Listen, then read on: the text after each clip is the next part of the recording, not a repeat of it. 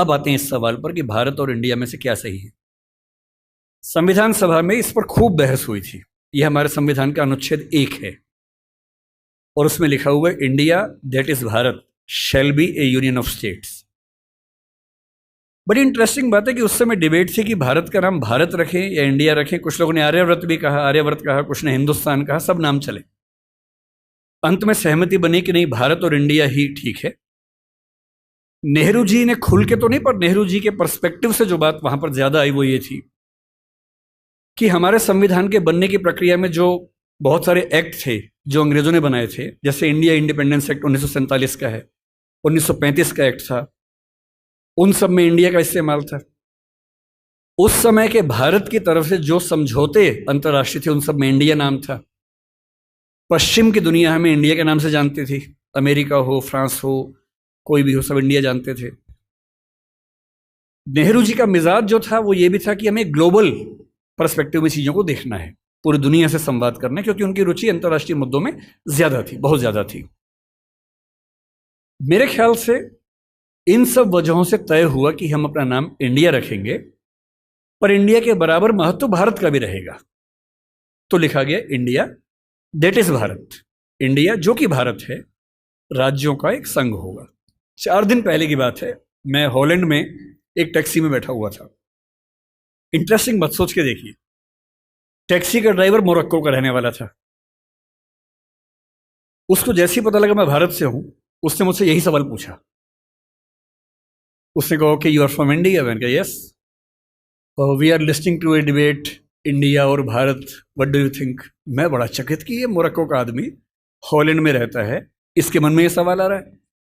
तो मैंने कहा कि ये तो राजनीतिक कारणों से हुआ है, लेकिन बात अपने आप में सही है।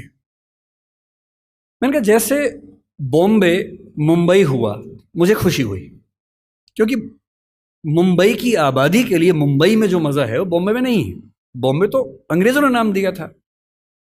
कोलकाता को कैलकाटा अंग्रेजों ने किया, तो बंगाल के लोगों ने कोलकाता कर दिया उसको।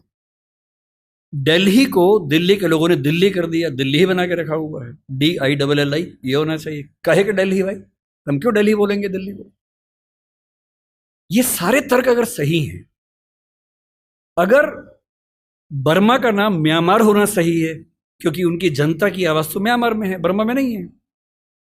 श्रीलंका और सीलोन की डिबेट में वो अपने आप को सीलोन ना मानना चाहे, श्रीलंका मानना चाहें, क्योंकि उनकी भाषा श्रीलंका बोलती है। तो मेरे मन में सवाल बड़ा साफ आता है कि भारत इंडिया क्यों होना चाहिए। मैं फिर स्पष्ट कर दूं, मैं सरकार के पक्ष में नहीं बोल रहा हूं, मुझे उनसे रत्ती भर मतलब नहीं, मैं एक विचार की बात कर रहा हूं। और मैं जब संविधान पढ़ाया करता था, अनुच्छेद 1 पढ़ाते हुए मैं हमेशा बोलता था कि मुझे चुभन होती है ये पढ़ते हुए कि इंडिया दैट इज भारत। दोनों ही लिखने थे तो भारत दैट इज इंडिया कर देते।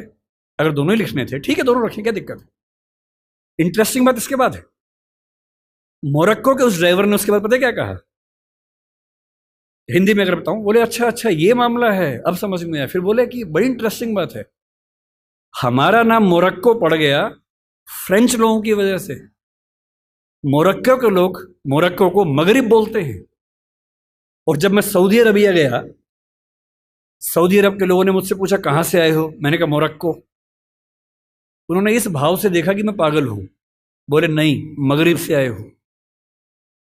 अगर मगरिब की आबादी खुद को मगरिब कह के खुश है, तो उसे फ्रेंच लोगों की वजह से मोरक्को क्यों कहा जाए? इंडिया शब्द वेस्ट ने दिया और बुरे भाव से दिया। उनकी नजर में इंडियन होने का मतलब है बहुत पिछड़ा हुआ होना, रेड इंडियंस, वेस्ट इंडियंस। तो आज ये क्यों हुआ?